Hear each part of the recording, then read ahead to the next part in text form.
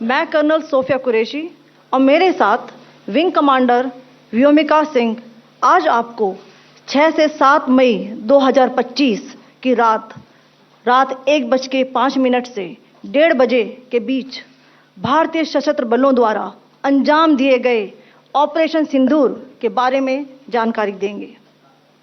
Operation सिंदूर 22 अप्रैल को पहलगाम में हुए विभत्स आतंकवादी हमले के शिकार मासूम नागरिकों व उनके परिवारों को न्याय देने के लिए लॉन्च किया गया था। इस कार्रवाई में 9 टेररिस्ट कैंप्स को टारगेट किया गया और पूरी तरह से इसे बर्बाद किया गया। पाकिस्तान में पिछले 3 दशकों से टेरर इंफ्रास्ट्रक्चर का निर्माण हो रहा है। इसमें recruitment, indoctrination centres, training areas व लॉन्च पैड शामिल थे, जो पाकिस्तान और पाक अधिकृत जम्मू कश्मीर POJK दोनों में फैले हैं। Operation Sindoor was launched by Indian Armed Forces to deliver justice to the victims of Pahalgam terror attack and their families. 9 terrorist camps were targeted and successfully destroyed. Over the last 3 decades, Pakistan has systematically built terror infrastructure. It is a complex web of recruitment and indoctrination centers, training areas for initial and refresher courses, and launch pads for handlers. These camps are located both in Pakistan as well as Pakistan-occupied Jammu and Kashmir areas. Some of the well-known training camps are located, as you can see on the screen.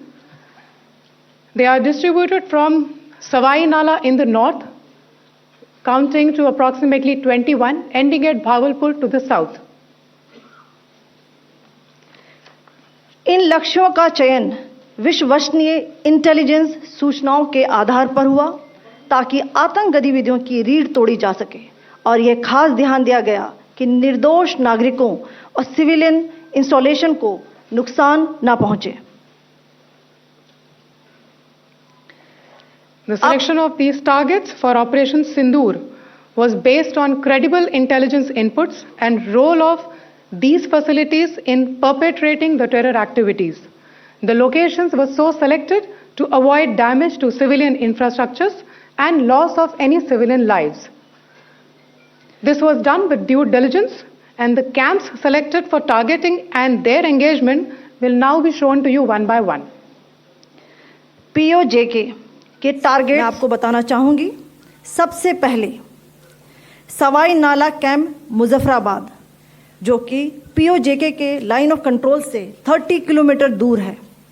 यह एक लश्कर-ए-तौयबा का training centre था। 20 अक्टूबर 2024 सोनमर्ग, 24 अक्टूबर 24 गुलमर्ग, 22 अप्रैल 2025 पहलगाम, इन हमलों के आतंकियों ने यहीं से प्रशिक्षण लिया था। सैयदना बिलाल कैंप मुजफ्फराबाद, यह एक जैश-ए-मोहम्मद का स्टेजिंग एरिया है। यह हथियार, विस्फोटक और जंगल सर्वाइवल ट्रेनिंग का केंद्र भी था।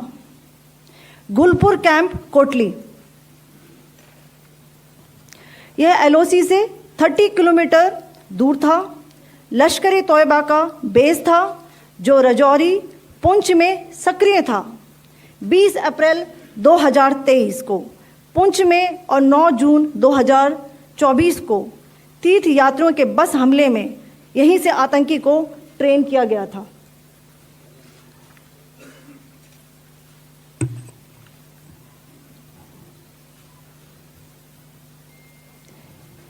बरनाला कैंप भिंबर, यह LOC से 9 किलोमीटर दूर है। यहाँ पर हथियार, हैंडलिंग, IED व जंगल सर्वाइवल का प्रशिक्षण केंद्र था। अब्बास कैंप कोटली,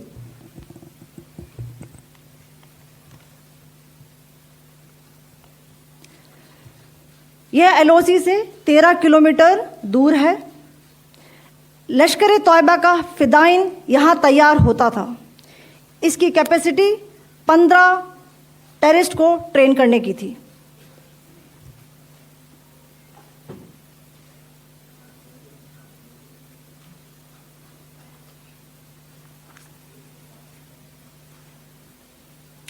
अब मैं पाकिस्तान के अंदर के टारगेट से अवगत कराना चाहूंगी। पहला, सर्जिकल कैंप सियालकोट। यह अंतर्राष्ट्रीय सीमा से 6 किलोमीटर की दूरी पर है, सांबा कठुआ के सामने।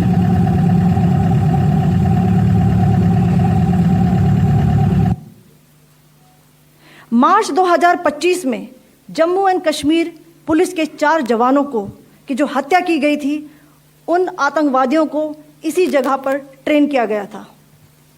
दूसरा, महमूना जाया कैंप सियालकोट। यह 18 से 12 किलोमीटर आईबी से दूर था। हिजबुल मुजाहिदीन का बहुत बड़ा कैंप था। यह कठुआ जम्मू क्षेत्र में आतंक फैलाने का नियंत्रण केंद्र था। पठानकोट एयरफोर्स बेस पर किया गया हमला भी इसी कैंप से प्लान और डायरेक्ट किया गया था। मरकज ताइबा मुरीद के, यह आईबी से 18 से 25 किलोमीटर दूरी पर है। 2008 के मुंबई हमले के आतंकी भी यहीं से प्रशिक्षित हुए थे। अजमल कसब व डेविड हेडली भी यहां ट्रेन हुए थे।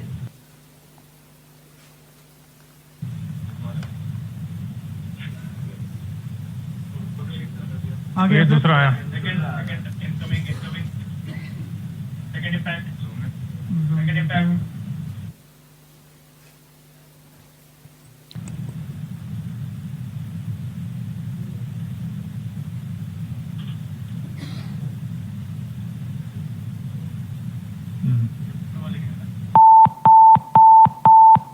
टारगेट 10 हुआ है सर अभी। टारगेट 10 हुआ, एंक्लोजर सेम ही है। 7 it is hit the target. हाँ हाँ।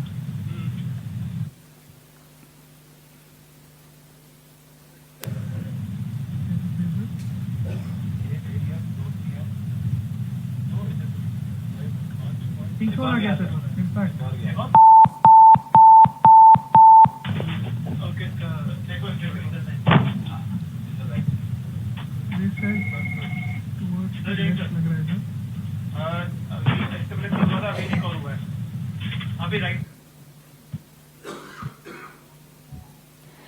मरकज सुभान अल्लाह भावलपुर, यह इंटरनेशनल बाउंड्री से 100 किलोमीटर दूर है। जैश ए मोहम्मद का मुख्यालय था। यहाँ पर रिक्रूटमेंट, ट्रेनिंग व इंडॉक्ट्रिनेशन का केंद्र भी था। शीर्ष आतंकी अक्सर यहाँ आते थे।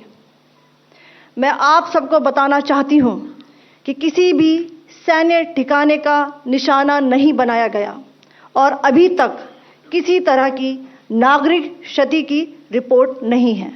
धन्यवाद। जय हिंद।